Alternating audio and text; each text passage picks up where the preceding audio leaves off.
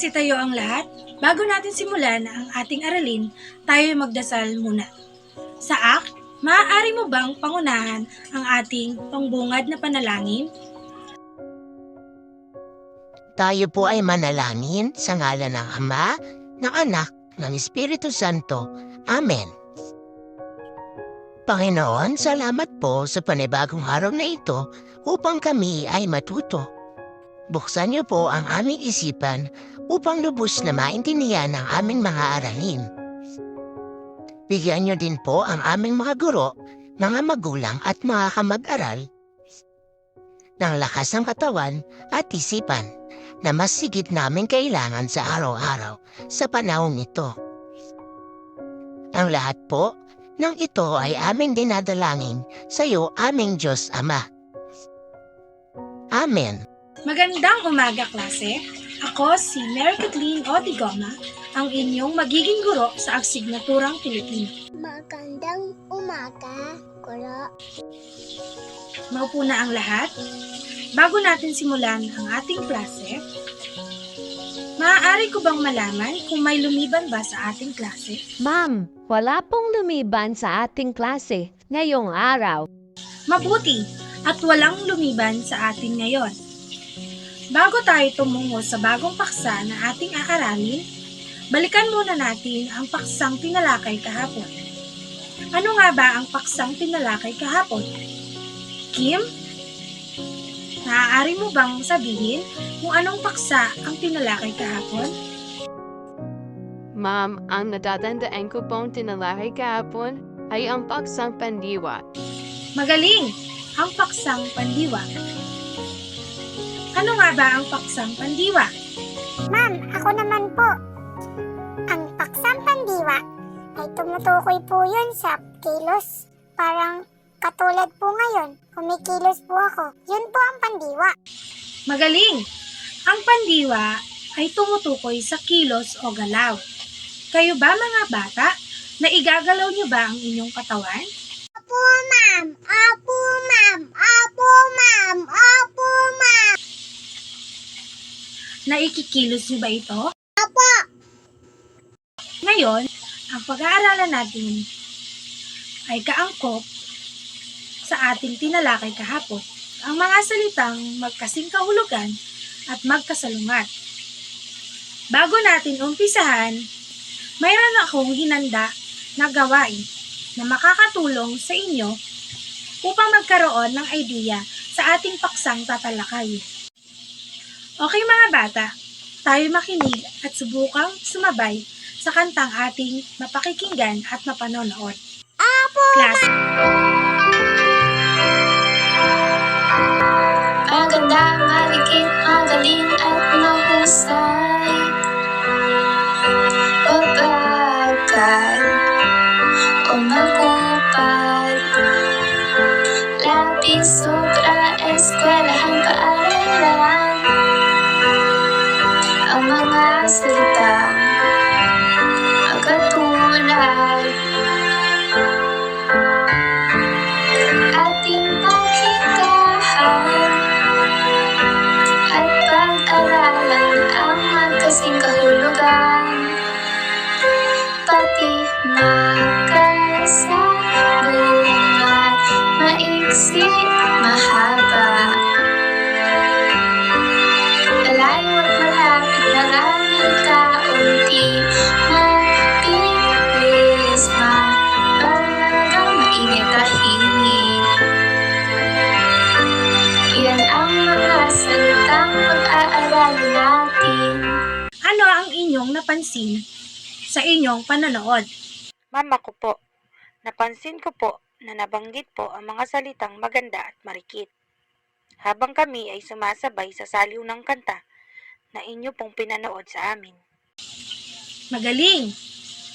Sa inyong napanood, meron diyan na maipapakita ang kilos o galaw. Halimbawa, ang mabilis at mabagal.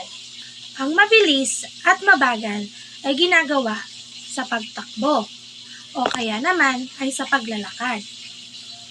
Ito ay kinikilos ng ating katawan. Ano naman ang inyong napansin sa mga salitang binanggit sa kanta na may kasing kahulugan at magkasing kasalungat. Ma'am, ako naman po. Ang napansin ko na magkasalungat ay ang mabilis at mabagal.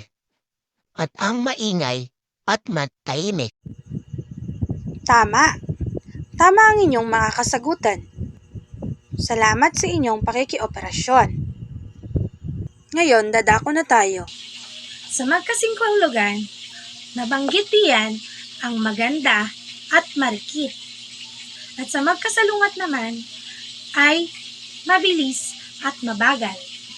Alam niyo ba ang ibig sabihin ng maganda at marikit? Okay, sige, Maria. Ano nga ba ang ibig sabihin ng maganda o marikit? Ma'am, ito po ay kaaya-ayang panlabas na kaanyuan ng isang tao o maging isang hayop, bagay o lugar. Magaling! Okay, klase. Bigyan siya ng Mami Junisha clap. Sundan si teacher. 1, 2, 3. 1, 2, 3. Very good, very good, very good. Kayo nga, mga bata? 1, 2, 3, 1, 2, 3. Very good, very good, very good.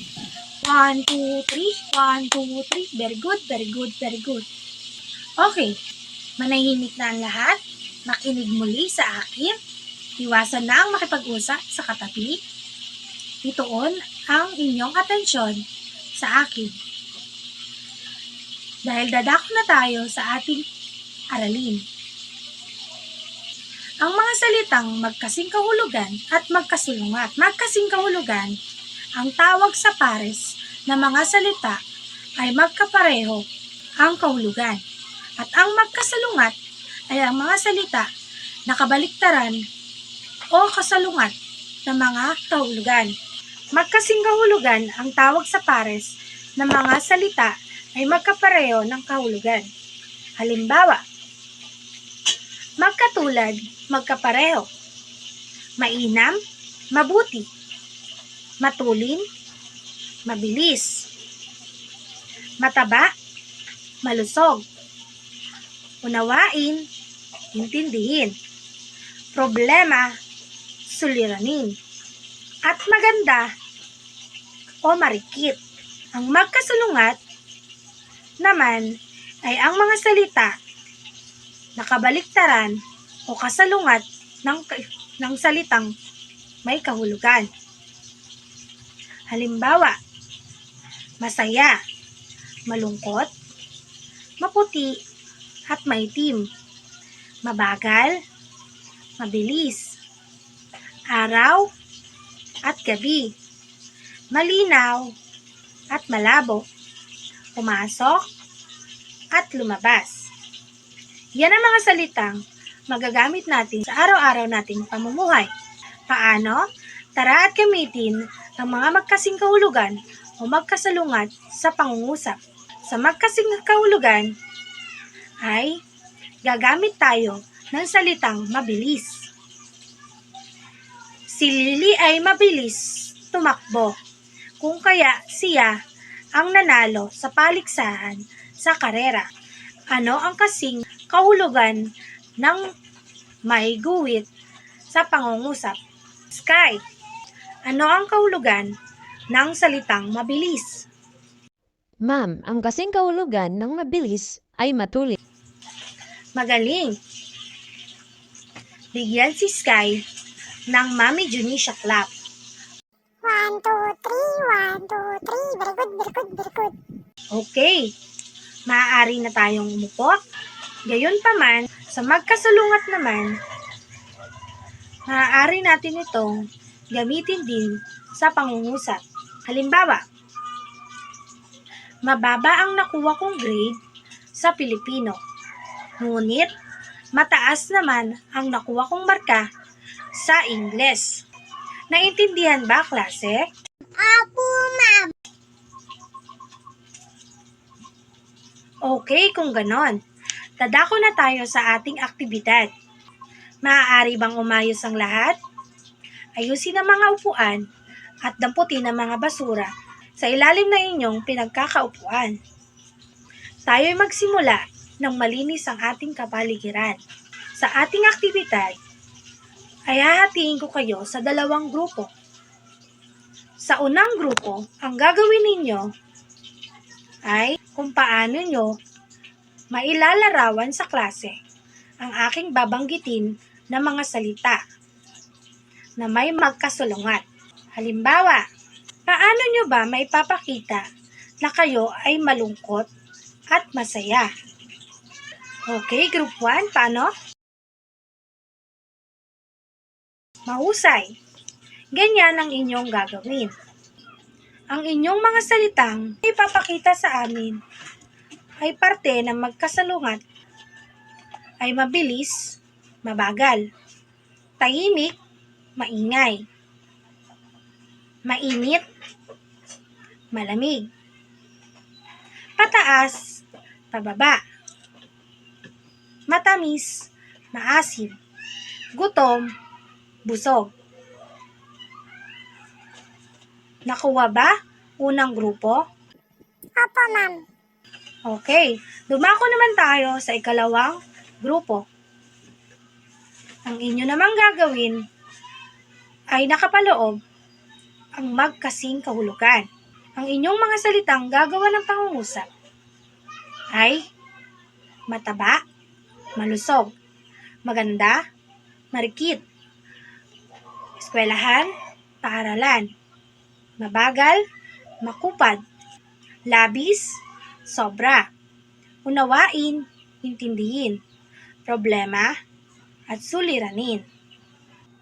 Sa inyong paggagawa, maaari nyo lamang itong gawin sa loob ng 10 minuto.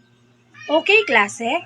Dahil tapos na tayo sa ating aktibidad, may inanda naman akong katanungan na dapat ninyong sagutan sa malinis na papel at maaari nyo lamang itong ipasa sa akin kapag kayo'y tapos na. Ang unang katanungan ay, mahalaga ba ang mga salita?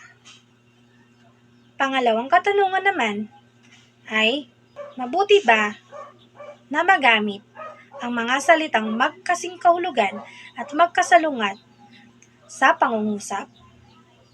Ang pangatlong katanungan ay, bakit kailangan nating malaman ang mga ibig sabihin ng mga salitang magkasing kahulugan o magkasalungat? Ang pang-apat ay, nagagamit ba natin ang mga salitang pinag-aralan natin sa ating kilos o galaw? Sa ating pagkilos o galaw? Panlima, may napulot ba kayong aral sa ating talakayan? Maaari na kayong magsagot. Okay, kung tapos na ang lahat, maaari nyo na itong ipasa sa unahan at dadako naman tayo sa ating pagsubok. Maganda ng papel at ng panulat para sa ating pagsubok. Panuto. Sa isang buong papel, sumulat ng 10 pangungusap gamit ang mga salitang inyong natatandaan mula sa ating pinag-aralan. At ilagay kung ito ba ay magkasing kahulugan o magkasalungat. At kapag tapos na ang lahat, maaari na kayong magpasa. Para naman sa takdang aralin, gumawa ng isang larawan kung saan may papakita ang mga salitang ginamit kanina ating talakayan. At huwag kalimutang isulat kung ito ay magkasalungat o magkasing kahulugan. Tandaan, isang larawan lang ang inyong iguguhit o ilalarawan. Naisulat nyo na ba ang takdang aralin sa inyong mga kwaderno? Maigi. Lubusan ba ninyong naintindihan o naunawaan ang inyong takdang aralin? Mabuti. Ngayon, bago ako lumiban sa inyong klase, maaari bang pakiayos ang inyong upuan? Damputin ang mga kalat sa ilalim ng inyong kinauupuan? Kung maaari, kung ako'y lalabas, huwag kayong mag-iingay. Salamat sa inyong pakikinig. Column.